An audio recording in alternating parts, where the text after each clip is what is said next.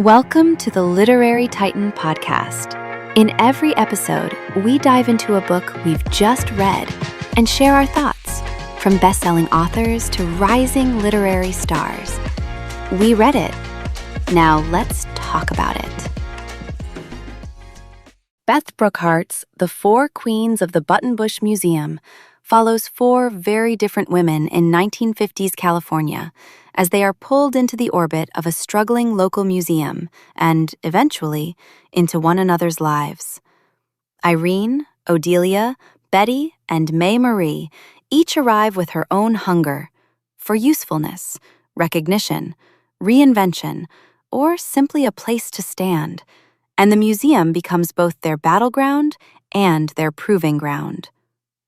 What begins as committee work and small-town skirmishing grows into a fight to save Buttonbush's history from neglect, politics, and the men who assume women will do the labor while someone else takes the bow.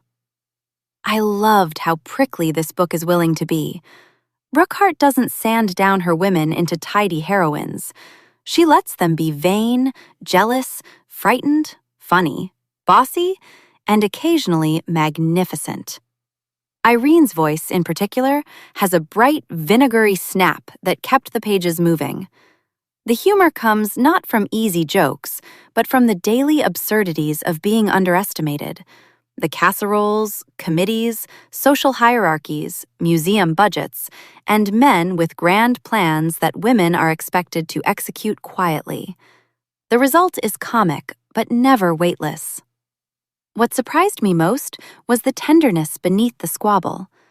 Odilia could have been merely unbearable, but the novel gives her ambition a wound underneath it, and that makes her harder to dismiss. The friendship among the four women isn't instant sisterhood. It's more interesting than that. It's built out of grudges, practical need, grudging admiration, and the slow recognition that each woman carries some private exile. The book has a bustling, gossipy surface, but underneath it is asking a serious question. What happens when women who have been told to be ornamental discover they are structural? This novel is ideal for readers who enjoy historical fiction, women's fiction, humor, book club fiction, and stories about female friendship.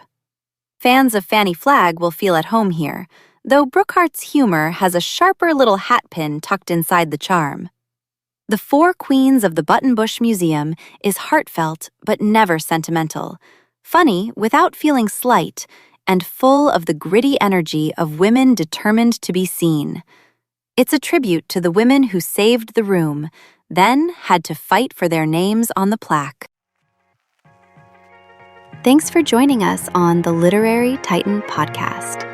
If today's review sparked your interest, be sure to pick up a copy of the book and experience it for yourself.